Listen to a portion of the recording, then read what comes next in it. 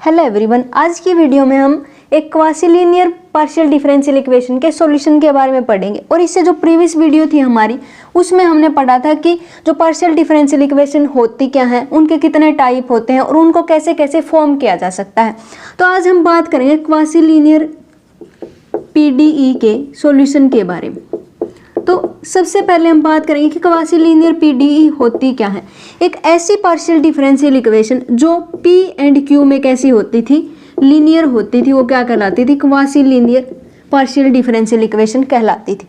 आज हम इसी के सॉल्यूशन की बात करेंगे। अगर मैं इसके जनरल फॉर्मेट की बात करती हूँ कि क्वासीलिनियर पीडीई को कैसे लिखा जा सकता है, तो क्या होता था, कुछ ऐसा आया था, जहां पर ये P किसके इक्वल होता है, करली Z अपॉन करली X, Q किसके इक्वल होता है, करली Z अपॉन करली Y, और ये जो PQR होते हैं वो हमारे पास कोफिशिएंट होते हैं जो किसके फंक्शन होते हैं, X और Y के फंक्शन होते हैं। तो आज हम इसी के सॉल्यूशन की बात करेंगे। मैं मान लेती हूँ कि इसका सॉल्यूशन कुछ ऐसा दिखाई देता है। अगर ये इसका सॉल्यूशन बनता है तो इस इक्वेशन को जरूर सेटिस्फाई करता होगा। तो P, अब यहाँ पर क्या आएगा, P किसके इक्वल है, करली Z अपॉन करली X, मतलब ZX के इक्वल होगा। और यहाँ से Q किसके इक्वल होगा, ZY के इक्वल होगा। और माइनस R, इसको भी मैं इधर साइड ले आती हूँ। अब हमारे पास ये कुछ कैसा है, मैं इसको ऐसे भी लिख सकती हूँ,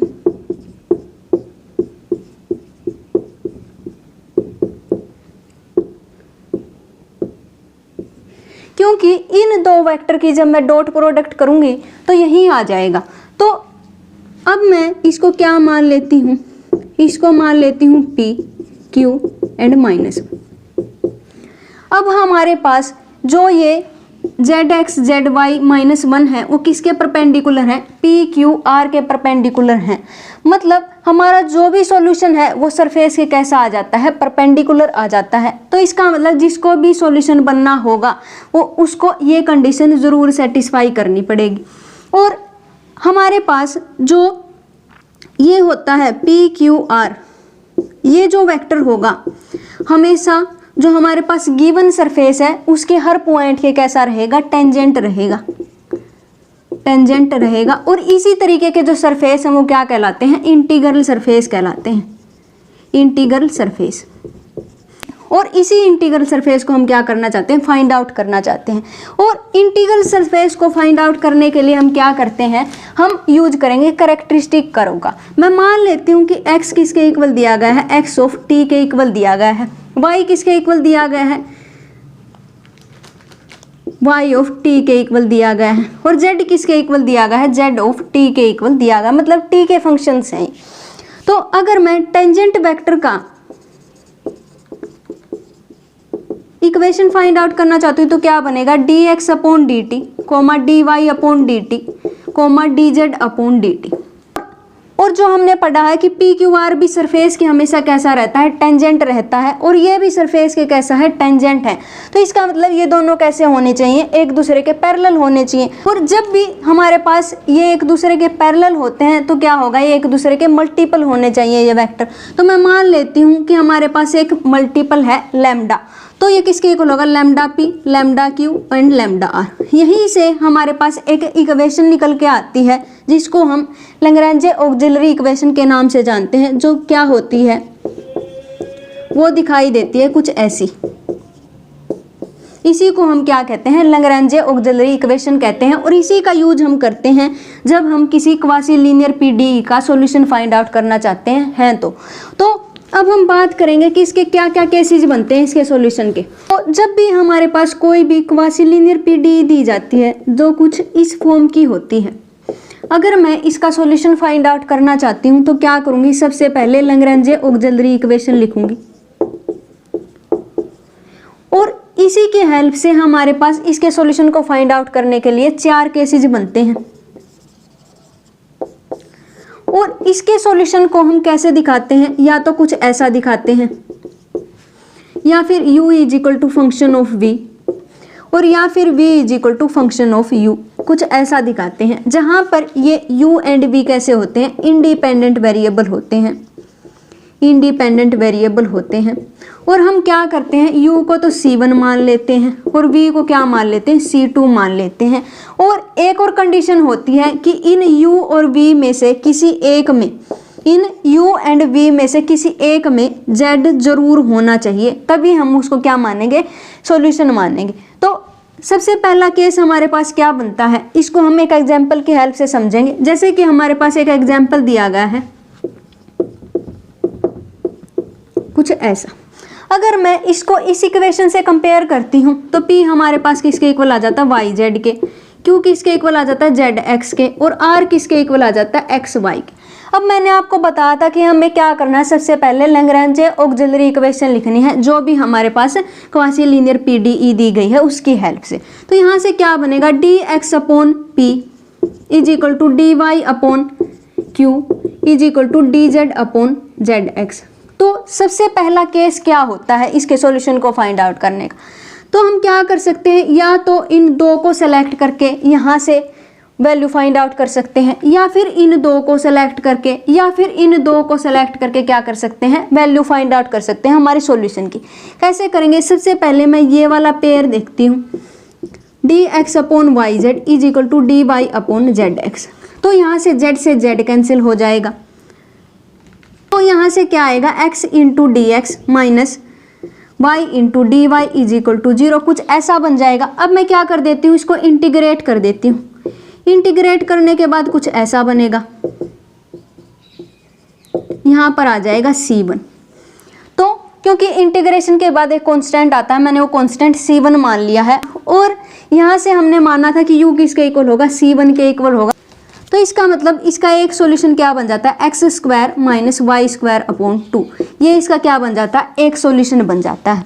अब मैं इसका दूसरा सॉल्यूशन फाइंड आउट करना चाहती हूँ, तो क्या करूँगी, इन दो को कंपेयर करूँगी, चाहे फिर इन दोनों को कंपेयर करूँगी।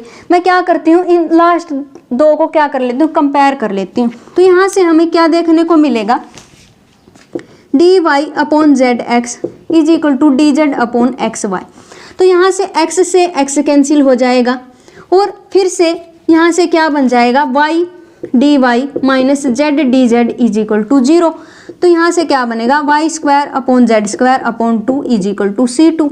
इंटीग्रेशन करने के बाद इसका मतलब ये हमारा क्या बन जाता है, सेकेंड सॉल्यूशन बन जाता है। और जब मैं इसके सॉल्यूशन को रिप्रेजेंट करना चाहती हूँ तो कुछ ऐसे रिप्रेजेंट करूँगी, या फिर u is equal to phi of v, कुछ ऐसा भी रिप्रेजेंट कर सकती हूँ किसी भी तरीके से। लेकिन एक कंडीशन है हमारे पास कि u और v में से किसी एक के पास z जरूर होना चाहिए। हमारे पास v में z जरूर है, तो इसका मतलब ये सॉल्यूशन बन सकता है, ये भी सॉल्यूशन बन सकता है। अगर मैं इन दो को कंपेयर करती हूँ तो फिर क्या होगा, यहाँ से y कैंसिल हो जाएगा, और क्या बनेगा, dx अपॉन y से y कैंसिल हो गया, dz is equal to dz upon x।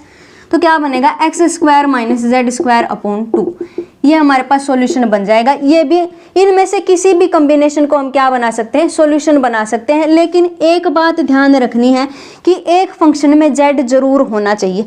अब ऐसा मैं नहीं कर सकती कि यहाँ पर अगर मान लिया यहाँ पर x आ जाता तो मैं इसका सॉल्यूशन नहीं मान सकती थी, क्योंकि यहाँ पर किसी में भी z की टर्म नहीं है। तो इसका मतलब हमें एक सॉल्यूशन ऐसा जरूर फाइंड आउट करना है जिसमें एक में क्या हो, z जरूर हो। इस तरीके का होता है हमारे पास पहला केस। उसमें हम क्या करते हैं, सबसे पहले लैग्रेंज ऑक्सिलरी इक्वेशन लिख लेते हैं, फिर क्या करते हैं कि इन दो को कंपेयर करके हम क्या करते हैं, सॉल्यूशन फाइंड आउट करते हैं। ये होता है हमारे पास फर्स्ट केस। अब हम बात करेंगे कि इसका सेकेंड केस क्या बनता है। इसका सेकेंड केस क्या बनता है इसके सॉल्यूशन का, उसमें क्या होता है कि हम एक एग्जाम्पल के हेल्प से इसको समझने की कोशिश करेंगे। हमारे पास कुछ ऐसा एग्जाम्पल दिया गया है।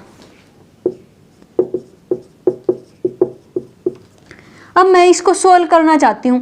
पहला स्टेप यही रहेगा, हमें क्या करना है, लैग्रेंज ऑक्सिलरी इक्वेशन लिखनी है।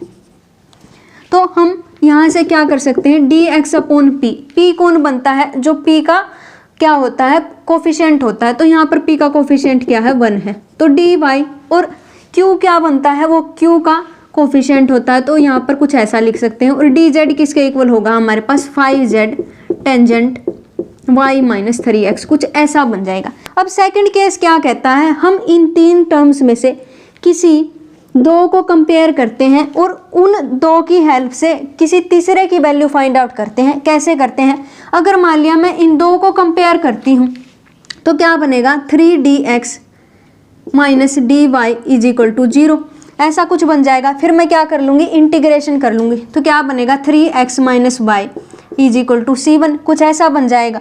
और यहाँ पर क्या है, y माइनस 3x है, मतलब इसका यूज मैं इसकी वैल्यू फाइंड आउट करने के लिए ज़रूर कर सकती हूँ। तो लेकिन क्या करना पड़ेगा, माइनस कॉमन लेकर के कुछ ऐसा बनाना पड़ेगा। तो मैं क्या करूँगी, यहाँ पर माइनस कॉमन ले लेती हूँ और उस साइड पहुँचा देती हूँ कॉन्स्टेंट के साथ। एक कॉन्स्टेंट क्या बन जाएगा, माइनस c1 बन जाएगा। और अगर कांस्टेंट माइनस c1 बन जाता है, मैं इसको किसी दूसरे कांस्टेंट से रिप्लेस कर देती हूँ और वो कांस्टेंट मैं मान लेती हूँ कि c2 है। तो यहाँ से y माइनस 3x इसके इक्वल बन जाता है, c2 के इक्वल बन जाता है। अब मैं क्या करती हूँ, इन दो को कंपेयर करती हूँ।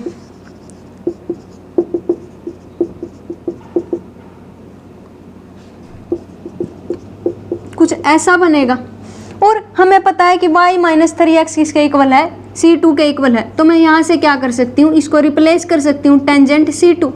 ये हमारे पास क्या बन जाएगा, एक कांस्टेंट बन जाएगा। अब आसानी से हम क्या कर सकते हैं, इस इंटीग्रल को सोल्व कर सकते हैं। तो यहाँ से हमें क्या देखने को मिलेगा, 5y/3 किसके इक्वल होगा, ये किसका इंटीग्रेशन बन जाता है, log z का बन जाता है, log 5z टेंजेंट c2/5, कुछ ऐसा लिख सकती हूँ। और यहाँ से हमें क्या देखने को मिलेगा, y किसके इक्वल बन जाएगा 3/5 log 5z plus tangent c2।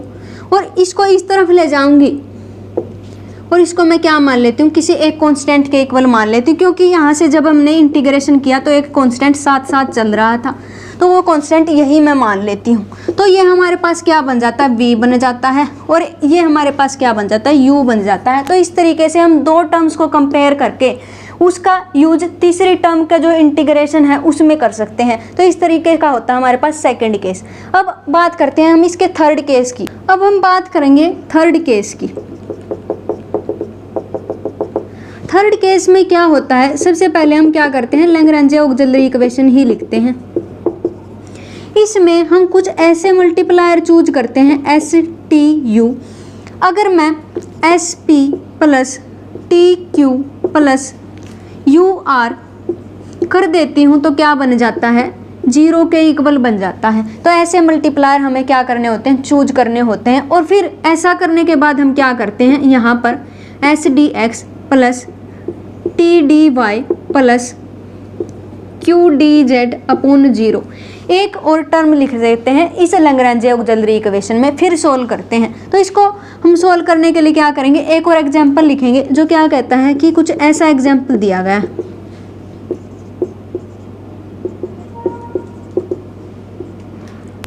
यहाँ पर कुछ ऐसा दिया गया। अब मैं क्या करना चाहती हूँ, लैग्रेंज ऑक्सिलरी इक्वेशन से quasi linear partial differential equation का सॉल्यूशन फाइंड आउट करना चाहती हूँ।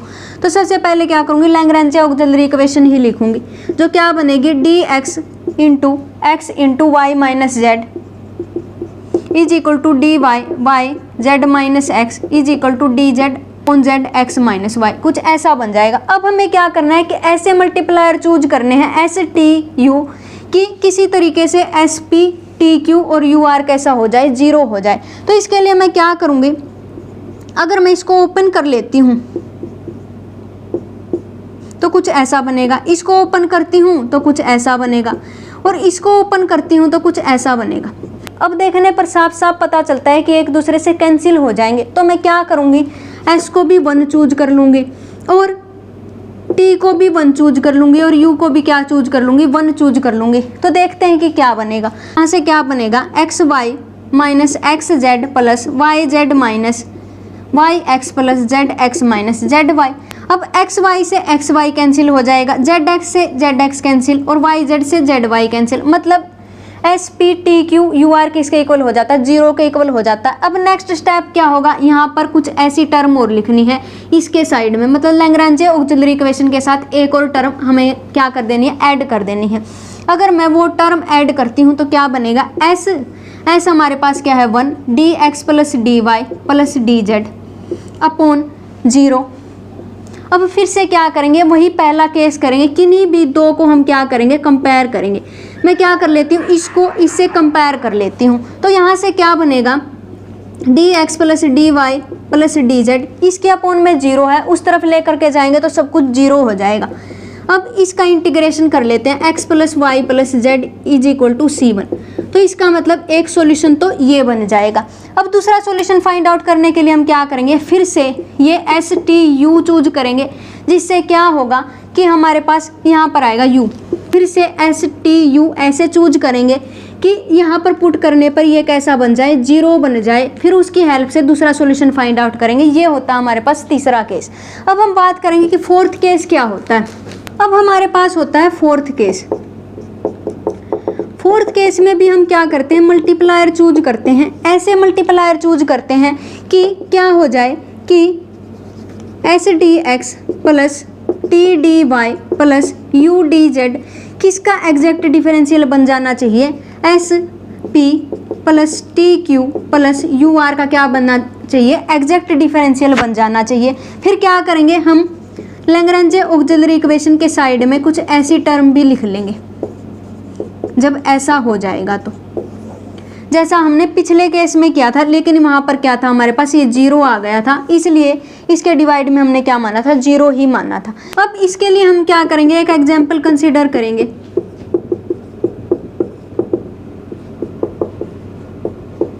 अब यहाँ से हम क्या करेंगे, लैग्रेंज ऑक्सिलरी इक्वेशन लिखेंगे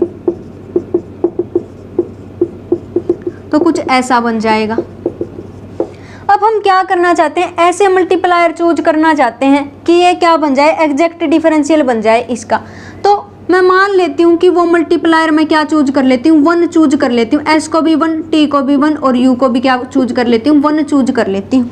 तो यहाँ से क्या बनेगा, d x upon y plus z is equal to d y upon z plus x is equal to d z upon x plus y. और हमने साथ में एक और टर्म ऐड करनी है, ये वाली। तो क्या बनेगी, s d x plus d y plus d z upon, अगर मान लिया मैं 1 1 1 चूज करती हूँ तो क्या बनेगा, y plus z z plus x और x प्लस वाई, तो क्या बन जाएगा 2 into x plus y plus z. इस तरीका का कुछ बन जाएगा। और ये एग्जैक्ट डिफरेंशियल किसका है, इसका है। अब किन्हीं भी दो को कंपेयर करके मैं फिर से क्या कर सकती हूँ, सॉल्यूशन फाइंड आउट कर सकती हूँ। यही होता हमारे पास इसका फोर्थ केस। तो यही थी हमारी आज की वीडियो, जिसमें हमने solution of quasi linear PDE के बारे में पढ़ा। इससे नेक्स्ट वीडियो में हम कोसी प्रॉब्लम के बारे में पढ़ेंगे। तब तक के लिए stay connected, have a nice day, thank you.